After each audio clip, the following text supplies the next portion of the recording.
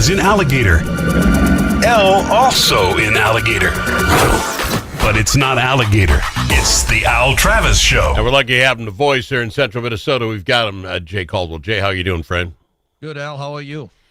I'm good. How was Mother's Day for you and yours? It was good. Yeah, I mean, I think mothers in my life, my mom, my wife, think they had a pretty good day. I mean, I hate to answer for them because they might. I don't have your wife's number. I would have called her, asked her how it went. But how many kids, Jay? How many kids? We have 2 kids. How old? 21 and 24. All right, so you're in this ballpark with me. At your age, you're the dad of these 2.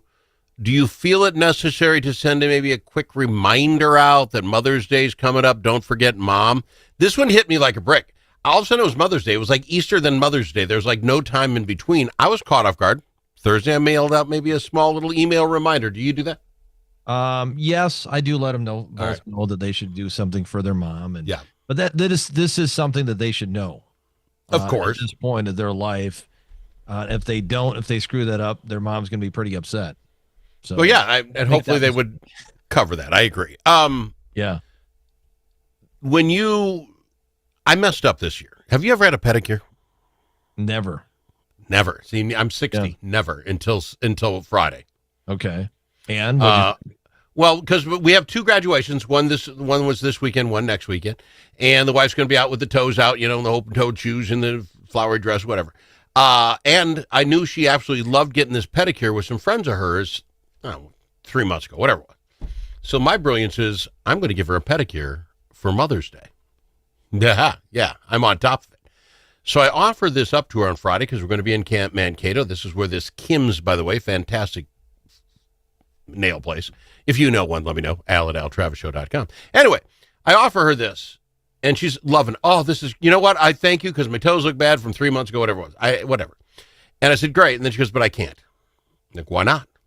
Because she had to take the day off work on Friday because this pinning ceremony in Mankato was on Friday. None of my friends can go. I won't go sit there alone. She won't do it. So, Jay, I manned up, okay? I just manned up. I said, I'll go. You'll go with her, and you'll have it done yourself. Okay, and... It was wonderful. Oh, my God, it was wonderful, Jay. It was good. It was a good experience. Well, there's 2 things. One is Kim's was fantastic. The people were fantastic. The chair, you sit in this chair, and it massages you. Holy Hannah, I want to own one of those. Feet in the water thing for a while. Then she comes and cleans your feet and does the thing. And I did not get them painted, by the way. Okay. I didn't go all in. My wife did, but it was an amazing hour. All that being said, I walk in there and there must be 25 women in there, all sitting in the chair across from me. And I'm literally looking at this gal literally right across from my chair on the other wall. I don't know how to look her in the eye. These people were looking at me, Jay, like I had interrupted the party. Who are you? Why are you here? It was awkward. I'm looking at the ceiling. I'm looking at the floor because I'm getting beamed at. Those ladies, and I get it. It's your Friday manicure day. You don't need Al in there. But it's once in 60 years. Cut me some slack. Say hello. I was a little disappointed with the ladies, be quite frank. Well, yeah. See, I have another guy that I know that has had this done, and he talks highly about the massage chair thing. Oh. You got to have one in your house. That was his thing. He's like, this is the thing you got to do. I'm like, yeah, okay. I have not taken the step to be like, okay, I'm going to go and do this. But yeah, it's a step. You're not the first person to talk highly of this massage chair thing. That was everything. And then your feet are in warm water, and then she's, buffing the callousy things off the bottom. Because again, what do I care? I wear socks every day. It was wonderful. It was not life-changing. But if it was just me and the gal doing my feet and no one else in the room, it would have been perfect.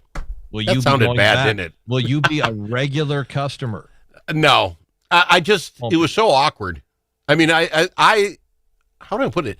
If I could talk 20 of my friends into going and it was guy time and we could sit there and chat and I would put a television up with some sports on it, it would be perfect.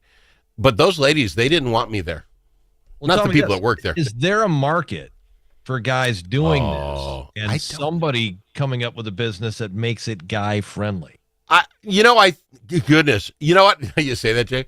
If I was sitting there with my buddies, we're chatting the Timberwolves, which we'll do in a second, and I was getting my feet done, had a beer and the game on, put me down for 5 hours. I won't leave. I'll leave there.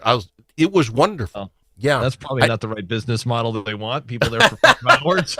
Yeah, maybe they're not making quite the same amount of money, but it's going to take a cultural shift, guys like you. Jay, I'm 60. I never had one. You're there. You never had one. This is not a thing we do. Oh, but I tell you, ooh, Okay. I did. Yeah. Plus, I think you'd have to change. It kind of flies against social norms, right? Exactly. The majority of guys you're going to talk to about this. I mean, I think it's bold of you to admit that you did this, because a lot of guys might do it and just not say anything because they don't want the backlash that's coming. Well, my wife, the gal doing our feed, her feeds and mine. You going to get the color? You want the color on there? I'm like, no. The last thing I want is proof I was here. So no color. They just cleaned them up. Go. So speaking of cleaning it up, what are your thoughts, real quick, on the Warriors and Timberwolves? The game on Saturday, 102-97. Oh, physical game. Both teams fighting hard in this one, and there's a lot called that you're like, I don't know if that was a foul, and there's a bunch of them called that they let stuff go, and I think tough game to officiate. Yeah. The Wolves, though, even though Golden State was coming at them, and it felt like Golden State was getting a lot of the calls, the Wolves fought through all that, and in that fourth quarter, they just took it to the basket. They hit some open shots. Julius Randle is tough. I mean, you have to admit, he's my guy. His ability in the post. He will just take on contact. He'll make the shot. Maybe they're following him. Maybe they're not. Doesn't matter. And hit a bunch of shots, too. And that dunk that he had, I think, over Looney was pretty impressive. And at the point that they had that was a big basket for him. So, it was a fun and difficult game to watch, if you know what I mean. Yep. It was absolutely outstanding game. What bothers me about it is I think we should have won that game by 20, 25 points. You take the Warriors, bring Steph Curry out of it. Curry out. You should walk on them, and maybe now we've figured out what's going on. We'll see what happens tonight. I just wanted a bigger win. I didn't like it came down to the end when you're playing basically some of these guys I never even heard of before. Yeah, they go really deep, but a lot of these guys are not real effective either. So, I mean, the Wolves' depth that they have is more effective guys off the bench, where Golden State is just bringing guys in that I guess are just resting their other guys. They play the defense, though. I mean, they're aggressive and they play physical. If you like defensive basketball, and I do, because I think that's a hustle part of it. Everybody likes great scores, and you don't always get credit for good defense. Both of those teams out there were fantastic, at least through 3-4 quarters. Yeah. Just perfect. And that's because Steph was off the court again. Steph takes a guy and a half, so that changes their defenses around. This was mano-a-mano, guy on guy, and those 5 guys on the court on each side were pushing it to the limits. It was a tough, brutal game. I'm glad you got to win. So you're not a real betting man, but do they win tonight? I think they do, and if they do, if that happens, I really am curious to see if Golden State will try to get Steph in there for Game 5, because they'll need to win Game 5 Wednesday. Yeah, I mean, he's not playing tonight, but if they need that game Friday or Wednesday, maybe they'll put him in. I don't know if you put him in and restrict how much running he does. You just go from 3-point land to 3-point land and be there to shoot, because that'll take one guy have to guard him just because he catches and shoots so fast. It'd be interesting to see. Jay, I got to fly. Thanks for talking petties with me in basketball. We cover it all here. Thank you, my friend.